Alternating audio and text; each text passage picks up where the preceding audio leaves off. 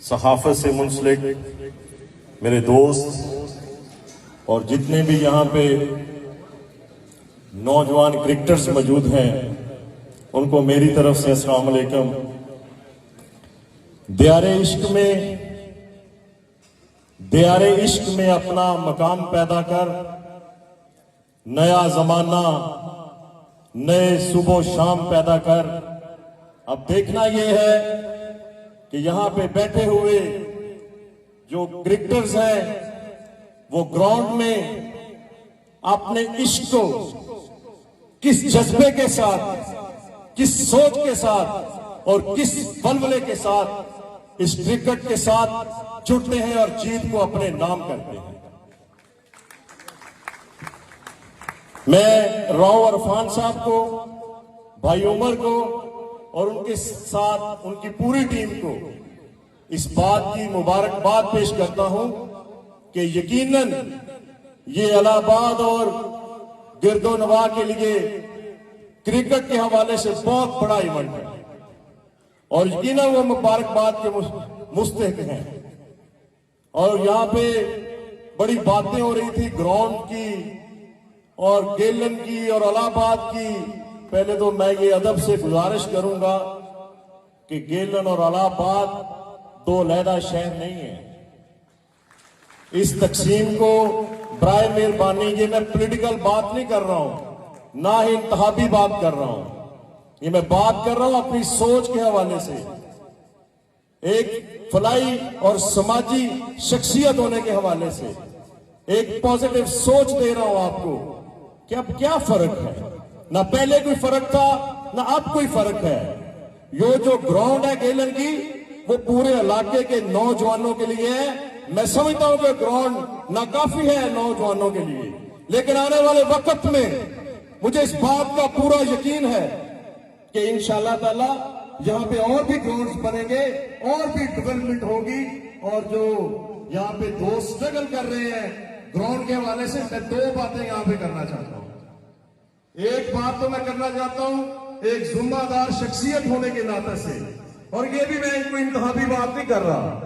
अगर local community ने मिलकर ये ग्राउंड बनानी है और हम बना सकते हैं, कोई मुश्किल काम नहीं है। सियालकोट के शहरी इंटरनेशनल एयरपोर्ट बना सकते हैं, तो हम एक ग्राउंड नहीं बना सकते। और कोई भी यहाँ पे बिजनेस कम्युनिटी भी बैठी हुई है, क्योंकि इलाहाबाद अब एक छोटा कस्बा नहीं है, ये बहुत बड़ा सिटी है और आने वाले वक्त में ये इससे भी बड़ा होगा।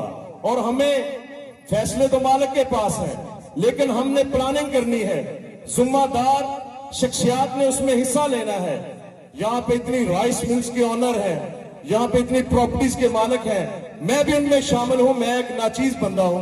तो अगर लोकल कम्युनिटी ने इसको ग्राउंड को बनना है तो मैं एक सोच दे रहा हूं, ये कोई मुश्किल काम नहीं है, बड़े बड़े काम इंसान कर जाता है, ये कौन सा इतना बड़ा काम है। अगर कोई भी यहाँ पे कमेटी बने, कोई भी इसकी सरबराही ले, मैं एज ए कारकुन उस पे काम करने के लिए तैयार हूं और 2 लाख रुपया मैं अपनी जेब से दूंगा। जब मर्जी इसका कोई एजेंडा लेकर निकल पड़े, ये कोई मुश्किल काम नहीं है। 200 लोग चाहिए, 200 लोग चाहिए, हमें ज्यादा लोग नहीं चाहिए। और हम मुलापर रोड या इसके डुड्डे रोड पर किसी भी जगह पे हम अपने 4 एकड़ जमीन बासानी खरीद सकते हैं। ज्यादा लोगों के इलाहाबाद और गेलन 1 लाख आबादी के 2 कस्बे हैं, तो हमें ग्राउंड नहीं बना सकते। 200 लोग से मुराद है कि आप कितने पैसे इकट्ठे कर लेंगे? 4 करोड़ रुपए आप इकट्ठा करेंगे, तो कैसे मैं देखता हूं कि ग्राउंड नहीं बनती।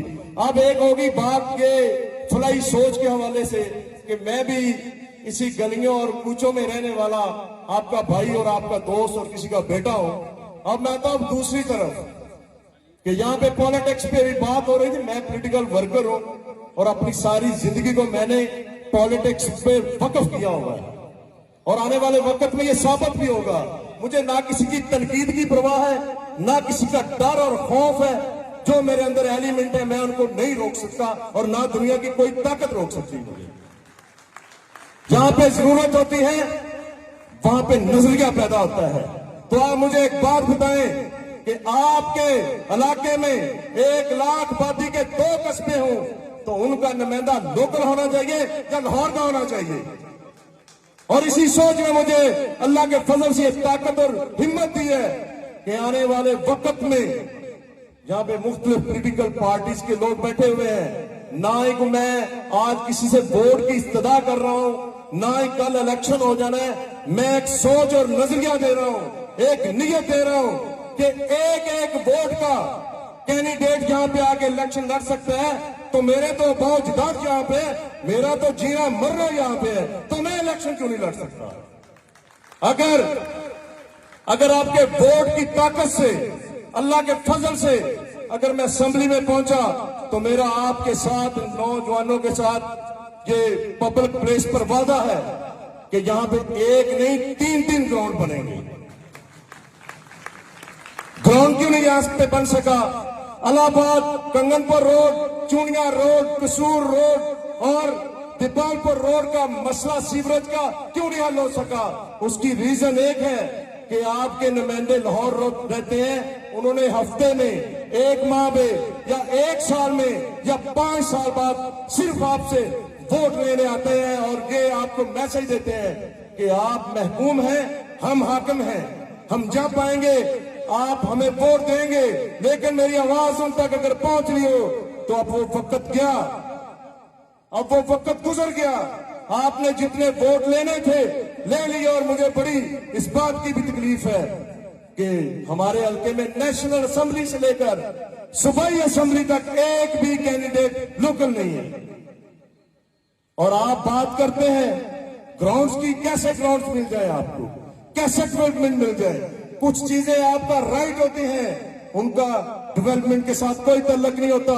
जब आपका राइट आपको मिलता है, फिर डेवलपमेंट भी मिलती है, फिर सियासी हक भी मिलता है, फिर इज्जत भी मिलती है, फिर एहतराम भी मिलता है, फिर वकार भी मिलता है, फिर नाम भी मिलता है। मैं आपसे ये गुजारिश करूंगा, इलेक्शन पता नहीं 6 माह बाद होने हैं, 1 साल बाद होने हैं या 10 माह बाद होने हैं। मैं आपका लोकल दोस्त हूं, आपका साथी हूं, एक पॉलिटिकल वर्कर हूं। मुझे आपके रुपए पैसे की जरूरत नहीं, मुझे आपके टाइम की जरूरत नहीं। इलेक्शन डे वाले दिन आपने किसी जमात को वोट नहीं देना, इस हल्के की तरक्की को वोट देना है, इस हल्के की शराहत को वोट देना है, इस हल्के की मोहब्बत को वोट देना है।